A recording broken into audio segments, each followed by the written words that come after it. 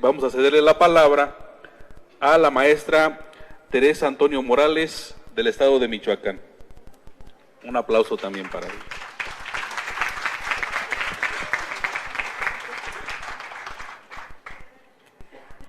Nas jusk yamitata joren pirichkanana joren pirichin yasisusaka inkunguaricuar in querecherir en Caricuaric, Querétaro, La Llave. Muy buenas tardes a todos los maestros y maestras que se encuentran en este recinto en La Llave, Querétaro.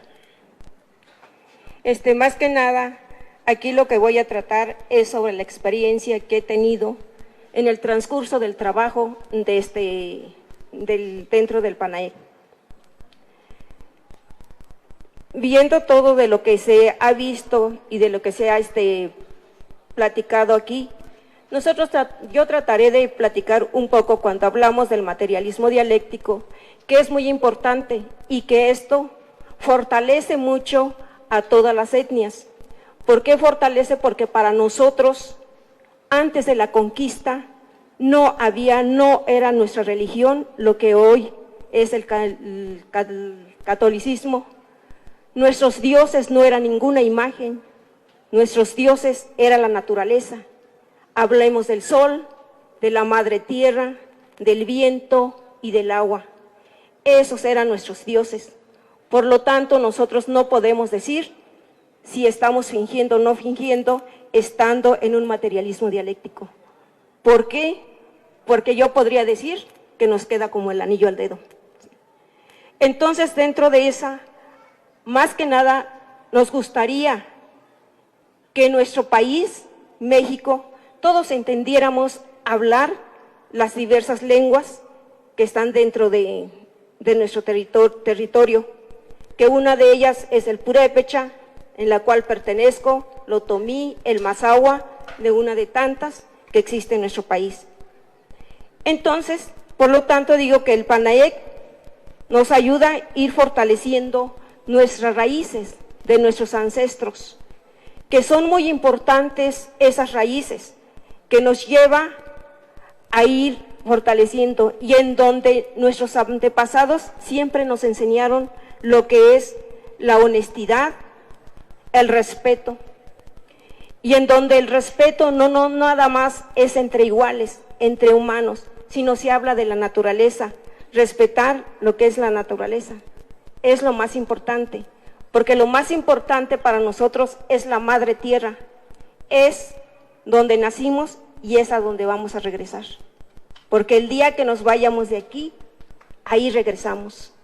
Entonces, por eso es muy importante cuidarla.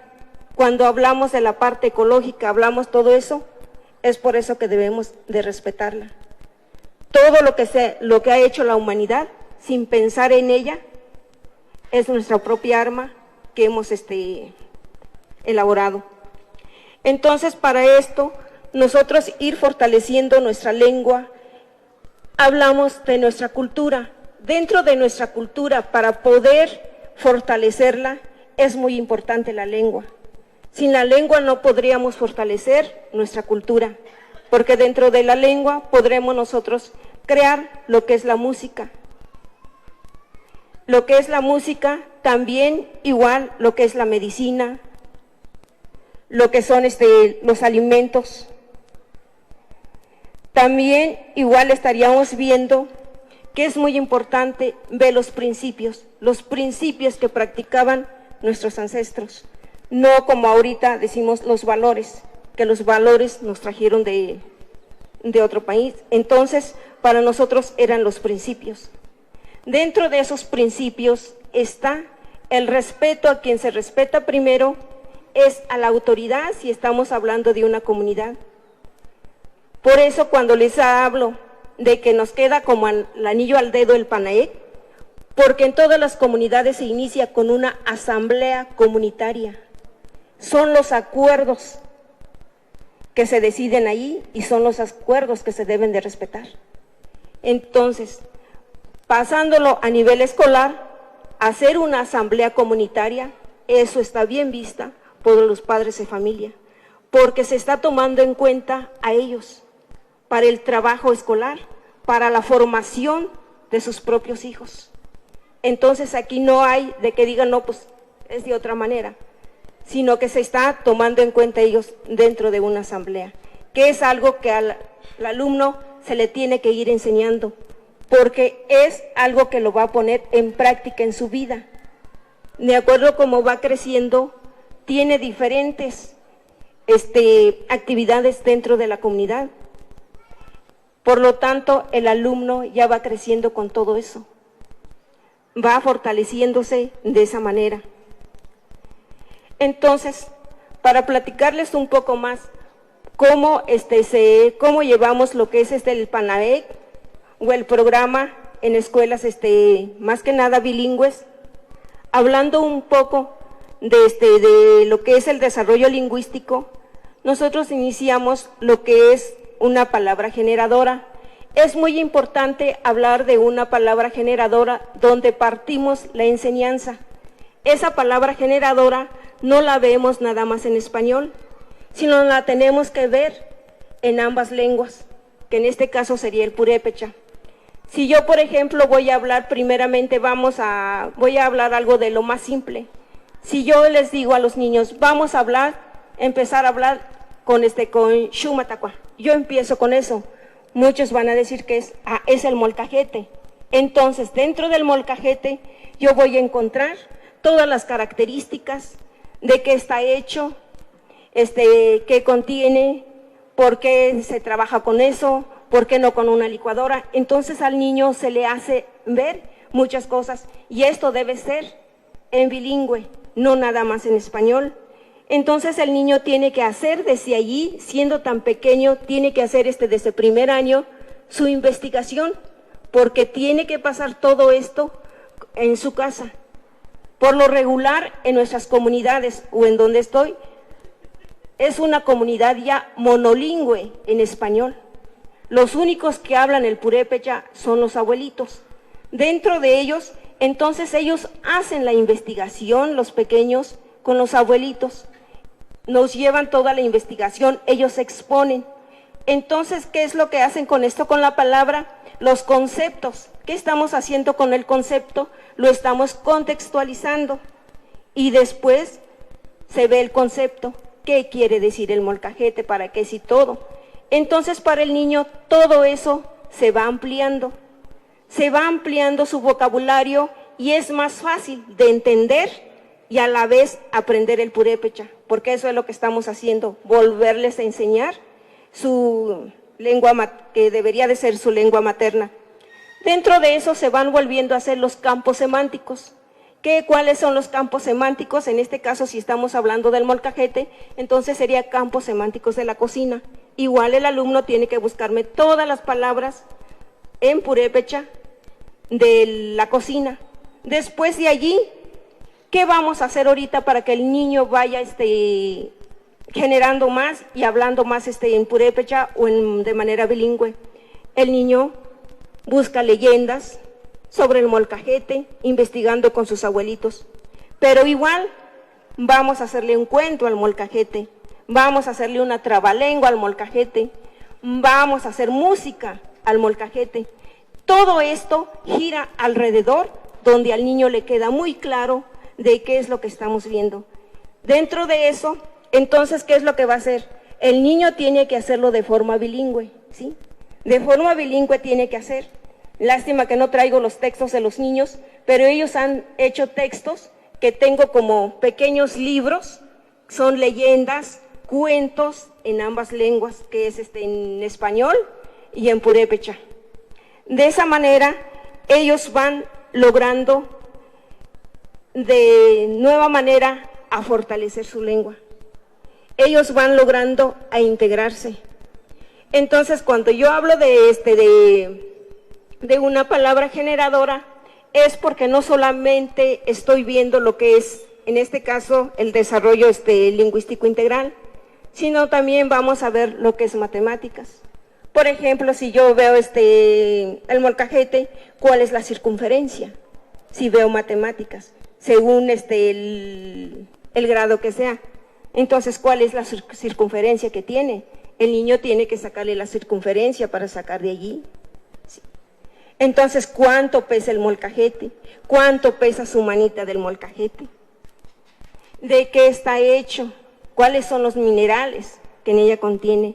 Entonces, se ve en todas las áreas, es un conjunto, o sea que es de manera integral, como se va viendo en todas estas áreas del conocimiento que va logrando el alumno. De la misma manera, los niños, estos se van haciendo algo propio. Y lo más importante de esto es que el niño se vuelve más crítico. Son niños que a veces nosotros no lo podemos detener de hablar.